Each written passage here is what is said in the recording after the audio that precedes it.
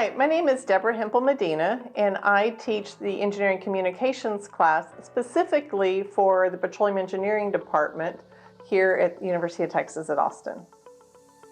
That goes back to my upbringing. I grew up in Houston. I had a father who was really into the space program. And being in Houston, you're surrounded by oil and gas and medical and space with all things NASA. And so it was really he who cultivated and nurtured what was already an interest in math and science type fields anyway, and that led to pursuing engineering, and specifically petroleum engineering, in part because the department, Petroleum Engineering Department, offered me a scholarship. So that helped set it apart from some of the other engineering. And once I found out more about it, I really fell in love with the industry as I grew to understand more about it, as well as engineering in general. One of the things that's really interesting about working in oil and gas, and specifically being a petroleum engineer, is the flexibility and all the different types of opportunities one can pursue with a petroleum engineering degree. So you might initially think, oh, well, it's just working at getting the oil and gas out of the ground, which is true. But then there's also other aspects of it that you can take and springboard with your education to, and that is what I did. I took other opportunities to work in software in oil and gas. I took other opportunities to work in management within oil and gas, all while still staying true to my engineering roots and understanding process and understanding how things happened and understanding the science behind what the teams and I were working on. So for petroleum engineers, what we study is the actual rock. And when we think about it, oil and gas, unlike maybe what we see in textbooks or it's in our head, it's not in big pools underneath the ground.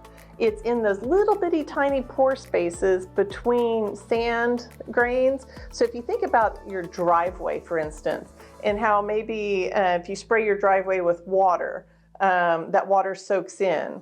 Well, that's a really good example of what a reservoir might look like, except we're operating a mile or two or more under the ground. And so we can't see what's going on. So we're using different tools, we're using different strategies of measurement that far away in order to be able to understand, is that water in that reservoir? Is it oil? Is it natural gas? Is it something else? And so we're using the tools that we can remotely to understand what is in the ground and best and most environmentally friendly way to extract that for us to use then through the help of our partners in chemical engineering to refine that into products that we use on a daily basis, whether that be your plastics, whether that be the fuel for your car, the fuel for a jet engine,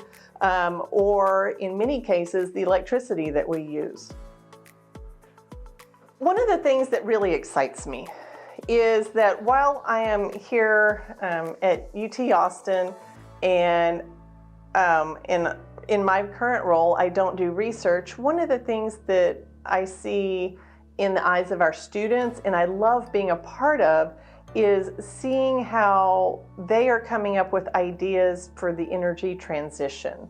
So recognizing that maybe we can't be on oil and gas forever, yet we're not quite there to be able to make that change over to the next thing. And so I see it in the eyes of our students. I see it when they light up as they're talking about some of the ideas that they have. And as these petroleum engineers are coming up with ideas, they're not only learning the information about oil and gas from our teaching here, But they're also learning additional components as they go off for internships at companies who are working on the energy transitions. And so it's within those companies, as they are developing these new ideas for the energy transition, that really excites me, because I see their view as being part of the solution within an oil and gas company to be able to work through that energy transition in the next 10, 15, 20 years or more.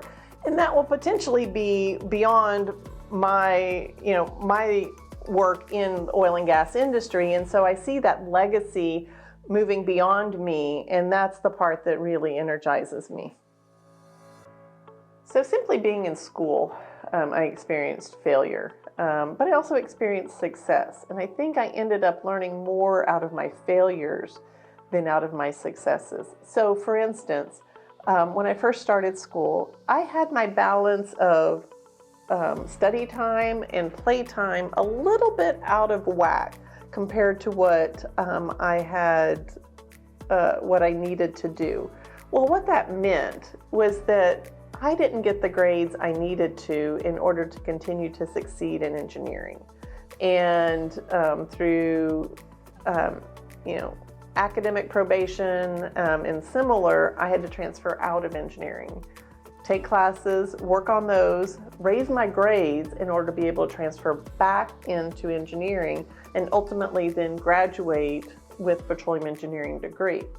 Now, how that helped me grow is realizing that, when I first came to college, there's just so much free time, and I didn't recognize that my study habits had to change from when I was in high school to when I came to college.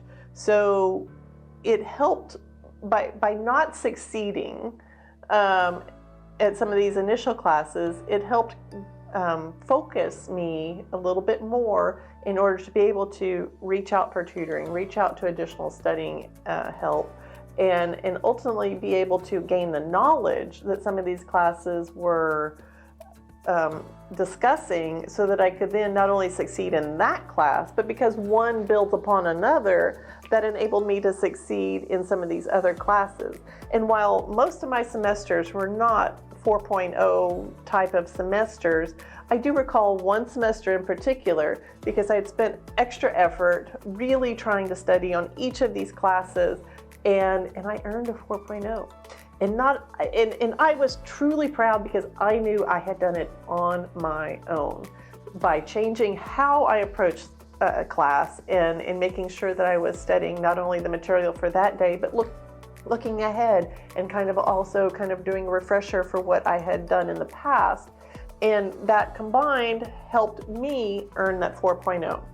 And because I was first generation to college, one of the things that I knew would make my dad really proud is for him to see that 4.0. And so rather than me opening the letter, because at the time we didn't have grades posted to a digital location like Canvas, the grades got mailed home. I had my dad open the grades, knowing that they were going to be a 4.0. And the smile and the satisfaction and how proud he was is something that to this day I treasure.